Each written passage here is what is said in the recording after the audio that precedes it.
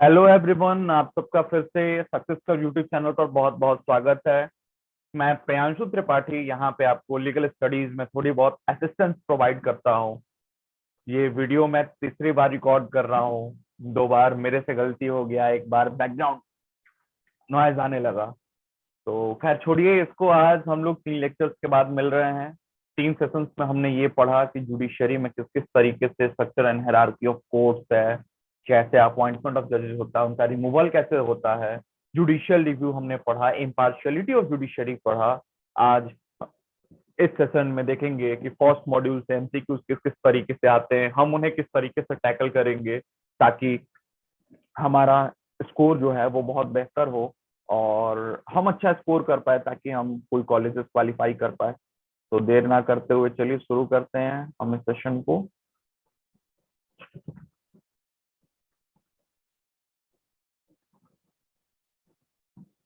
चलिए हमारा पीपीटी खुल गया और पीपीटी मैं देखता हूँ तो मेरा मूड ऑफ हो जाता है, क्योंकि ऐसे मजा नहीं आता है मुझे, खासकर एक दूसरे से डील करने में, क्योंकि हम लोग फेस टू फेस रहते हैं तो ज्यादा इंटरेस्ट आता है पढ़ाने में, पढ़ने में भी और समझने में भी। तो कोई बात नहीं, बाकी चलते हैं। हमारी भी मजबूरियां हैं, आपकी भी मजबूरी है, हम लोग घर पे बैठ के काम कर रहे हैं, तो देखते हैं क्या होता है, किस तरीके से होता है।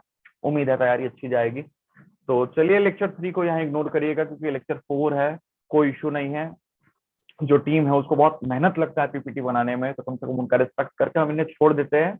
और कोई दिक्कत नहीं है इससे, ये टेक्निकलिटी इतना गलतियां चलती हैं, इसको उसी तरीके से इग्नोर किया जाए जिस तरीके से हम मेरी आवाज को इग्नोर कर रहे हैं।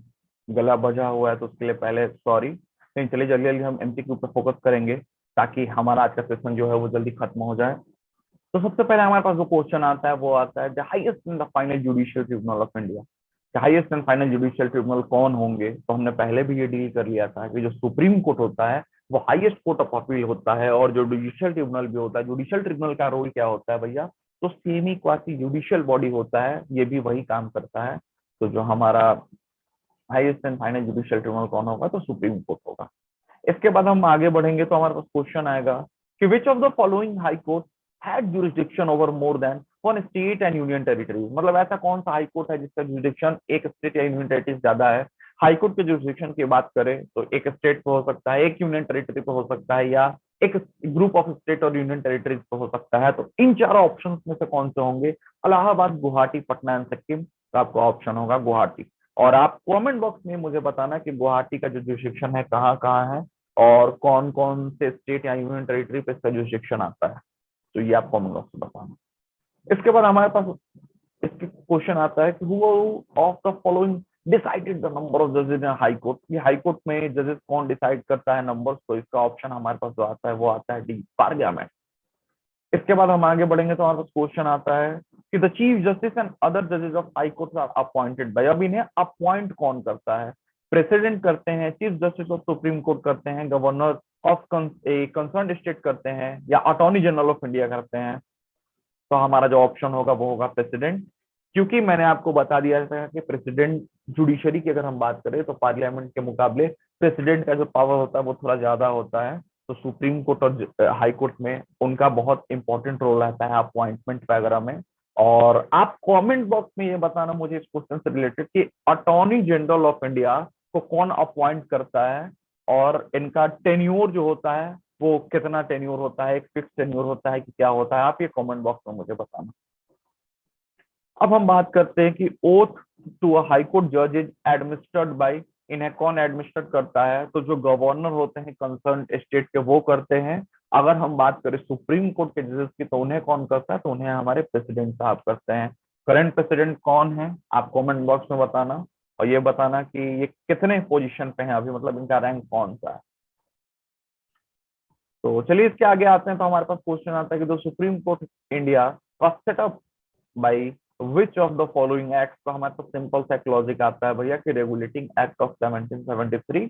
ये हमने प्रीवियस लेक्चर्स में डील कर लिया है। अगर आपने प्रीवियस लेक्चर्स नहीं देखे हैं तो आप बिल्कुल जाइए, लिंक आपको मिल जाएगा, और बिल्कुल आप पहले वो लेक्चर्स देखिए तब आप एमसीक्यूज चाहिए ताकि आपके लिए क्लैरिटी बना रहे। इसके बाद जब हम आगे आते हैं तो आगे हमारे पास आता है कि dispute between state of India comes to the supreme court under. अब स्टेट के बीच का डिस्प्यूट जो है वो सुप्रीम कोर्ट ऑफ इंडिया में किसके अंदर आएगा? तो यहाँ बहुत सिंपल सा हमारे पास लॉजिक है भैया कि उसका ये ओरिजिनल जुरिडिक्शन में आता है कि किस तरीके से क्या होगा। इसके बाद जब हम बात करते हैं तो हमारे पास आता है कि which of the following statement is correct with respect to the retired जज ऑफ द हाई कोर्ट। अब क्या स्टेटमेंट होगा? तो can not practice in supreme court, can not practice in any high court of India, can not practice in high court from where he retired, and last none of these. तो high court के अगर हम जजेस की बात करें, अगर वो रिटायर कर जाते हैं तो वो उस हाई कोर्ट में प्रैक्टिस नहीं करेंगे जिस हाई कोर्ट में वो करेंटली हैं, और यहीं पे हमें क्या देखना होगा कि वो उसके सबऑर्डिनेट कोर्ट यानी कि लोअर कोर्ट में भी नहीं करेंगे, यानी कि उसको छोड़ के बाकी हाई कोर्ट में वो कर सकते हैं। तो हम अगर ऑप्शन देखते हैं यहाँ पे तो हमारा ऑप्शन जो आता है वो आता है सी। इसके बाद अगर हम बात करेंगे तो बोला गया है कि who was the chief justice of India when public interest litigation was introduced by Indian judicial system. तो हमारे पास ऑप्शन आएगा, वो आएगा पीएन भगवती साहब। तो ये आप ऑप्शन याद रखना कि पीएन भगवती कि कौन, मतलब हमारे जो चीफ जस्टिस थे जब पीआईएल जो पब्लिक इंटरेस्ट लिटिगेशन था हमारे जुडिशियल सिस्टम में इंट्रोड्यूस किया गया था। आप ये कमेंट बॉक्स में बताना कि कौन ऐसे पहले जज हैं जिनको प्रेसिडेंट बनाया गया था इंडिया में। तो ये आप कमेंट बॉक्स बताना, यही चार ऑप्शन में से कोई एक है। अब इसके बाद हम बात करते हैं कि the civil affairs like marriage, divorce, inheritance etc which has been authorized by the constitution to make legal laws। तो कौन इस पे बना सकता है? तो हमारे पास ऑप्शन आएगा, तो वो आएगा सेंट्रल और स्टेट, ये दोनों इस पे लॉज बना सकते हैं। इसके बाद जब हम बात करते हैं तो हमारे पास आएगा भैया कि यहाँ पे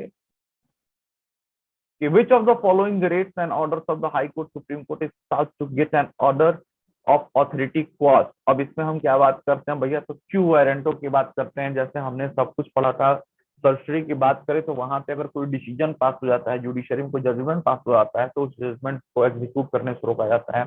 मैंडमस जो है एक मैंडेटरी करता है भैया कि आपको ये ड्यूटी फॉलो करना है। हैवियस कॉर्पस की बात करें तो produce the body in the court कि भैया जो 24 आवर्स में आपको मजिस्ट्रेट के सामने अरेस्ट वगैरह के बाद आपको प्रोड्यूस करना है। और लास्ट जो क्यू वारंटो आता है यहाँ पूछता है कि भैया आपकी अथॉरिटी नहीं है, यानी कि इसका एग्जाम्पल हमने लेक्चर्स में दिया था कि मान लो कि आपसे ट्रेन में पुलिस आके कहता है भैया कि आप टिकट दिखाओ, तो क्या आपके पास ऑप्शन है? तो भैया आप उनको नहीं दिखा सकते हो क्योंकि उनका ये ड्यूटी नहीं है, उनके पास ये पावर नहीं है। तो वहां पे ये ऑप्शन लागू होगा आपका क्यू वारंट।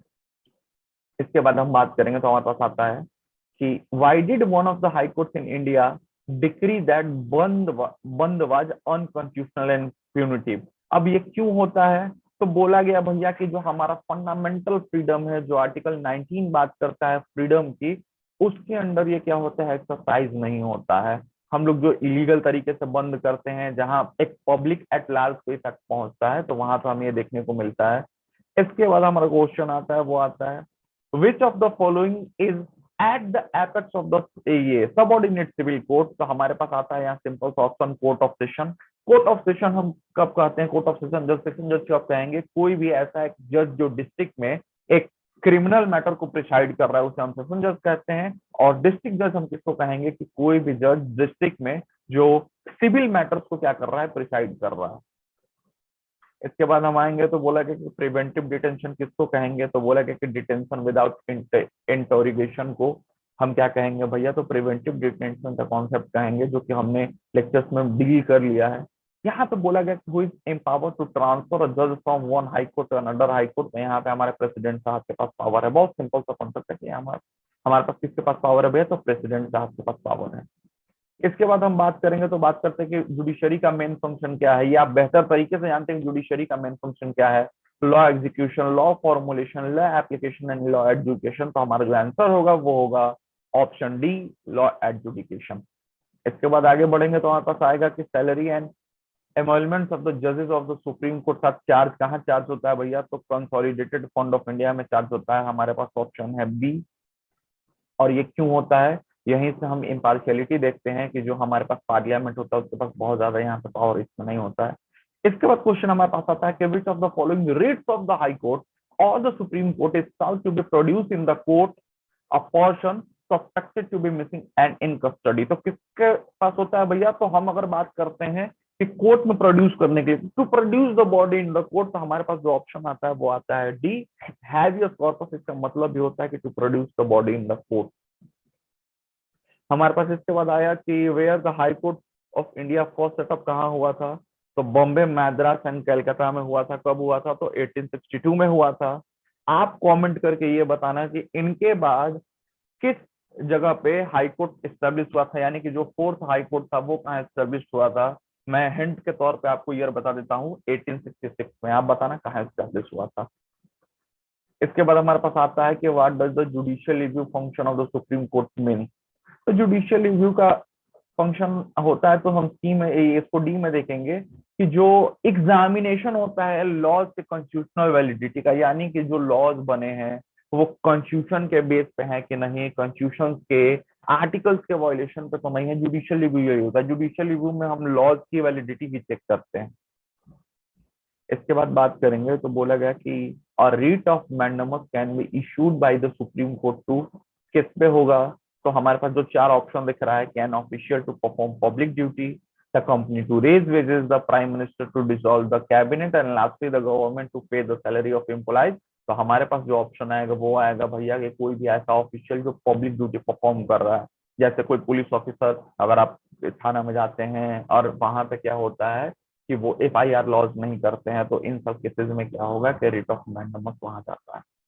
इसके बाद हम बात करें कि an appeal to high court lies in the case of session court has awarded the punishment of, तो यहाँ पे हमारा जो ऑप्शन आएगा वो 4 ईयर एंड मोर आएगा। हमको नहीं लगता है कि ये क्वेश्चन आपसे पूछा जाएगा, क्योंकि इतना डीप आपसे अब क्वेश्चन मुझे नहीं लगता है कि क्यूईटी के एग्जाम में इतना डीप क्वेश्चन पूछा जाएगा आपसे। तो इश्यू ने इसको इग्नोर कर दीजिए। Under the constitution the power to issue a writ of the habeas corpus, अभी किसके किसके पास है भैया हैबियस कॉर्पस, तो हम बात करते हैं जब भी, तो हमारे पास ये कहाँ आता है, तो सुप्रीम कोर्ट के पास भी आता है और ये हाई कोर्ट के पास भी आता है। और यही एक ऐसा पावर है रिट का ही, जो पांचों रिट है ऐसा पावर है जहां पे जो हाई कोर्ट का पावर जो होता है वो सुप्रीम कोर्ट से ज्यादा हो जाता है। और ये क्यों होता है, क्योंकि सुप्रीम कोर्ट जो रिट इशू करेगी सिर्फ आपके फंडामेंटल राइट अगर इन्फ्रिंज हो रहे हैं तो वहीं पे करेगी, लेकिन हाई कोर्ट अगर आपके लीगल राइट्स भी इन्फ्रिंज हो रहे हैं तो वहां भी ये काम कर सकती है। तो रिट के केस में अगर क्वेश्चन पूछा जाता है आपसे कि पावर किसके पास ज्यादा है, तो लाजमी तौर पे पावर किसके पास ज्यादा है भैया, तो जो हमारी हाई कोर्ट है, हाई कोर्ट है उनसे, उनके पास पावर थोड़ा ज्यादा है सुप्रीम कोर्ट के मुकाबले। इसके बाद बात करेंगे कि writ issue by the supreme court compelling a quasi judicial और public authority to perform the mandatory duty कहाँ होगा भैया, सिंपल से हमारे पास मैंडेमस में होगा। तो इसमें बहुत ज्यादा कुछ हमें डीप में जाना जरूरी नहीं है, आप पांचों रिट ध्यान में रखना और ध्यान में रखना कि कब कब इशू किए जाते हैं। हमारे पास आता है कि how many types of writ can be issue bye supreme court, अब कितना इशू कर सकता है भैया, तो 5 रिट है। कौन कौन से हैं आप कमेंट बॉक्स में बता दोगे तो बढ़िया है, नहीं भी बताओगे तो आपको पता है, प्रीवियस लेक्चर्स में भी हमने डील किया है। Habeas corpus, certiorari, mandamus, quo warranto and prohibition. इसके बाद हम बात करेंगे तो हमारे पास आता है कि जो supreme court of India enjoys, अब कौन कौन सा उसके पास जुरिडिक्शन है भैया, तो उसके पास ओरिजिनल जुरिडिक्शन भी है, एपीलेट जुरिडिक्शन भी है, एडवाइजरी जुरिडिक्शन भी है। ओरिजिनल जुरिडिक्शन में स्टेट और सेंटर के रिलेशन जब खराब होते हैं या स्टेट स्टेट में डिस्प्यूट होता है तब डील करता है। अपील में आप जाओगे तो सिविल क्रिमिनल मैटर कुछ भी लेके चले जाओगे। एडवाइजरी जुरिडिक्शन में आओगे तो जो एग्जीक्यूटिव बेंच उनको एडवाइस करता है कि किस तरीके से क्या काम करना चाहिए।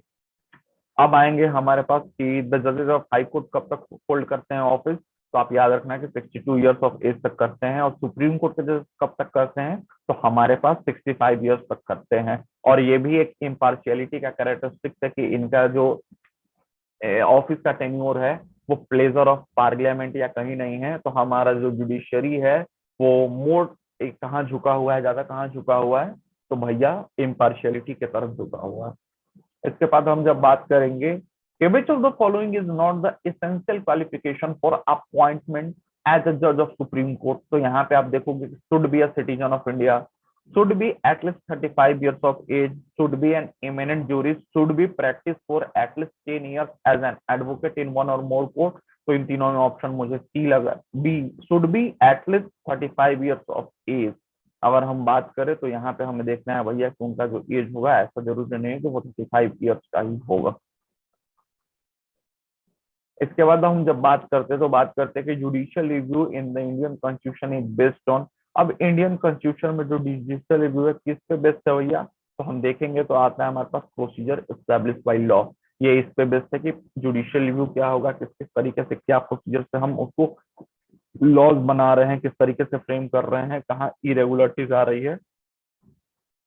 तो आज जितना हमने डिस्कस किया वो बहुत ज्यादा नहीं था, वो इतना ही था एमसीक्यूज, और इसी एमसीक्यूज से आपके क्वेश्चंस आएंगे। तो उम्मीद करते हैं कि हमने जो भी आज डील किया आपको क्लैरिटी मिली होगी। कहीं कुछ कंफ्यूजन है तो बिल्कुल आप कमेंट बॉक्स में कमेंट कर सकते हो, और जो भी आपको डाउट है वो शेयर कर सकते हो। कुछ कमेंट करना हो इस लेक्चर पर, कुछ रिव्यू देना हो कि किस तरीके से कितना खराब मैंने पढ़ाया, ये भी आप बिल्कुल बता सकते हो, कोई इश्यू नहीं है।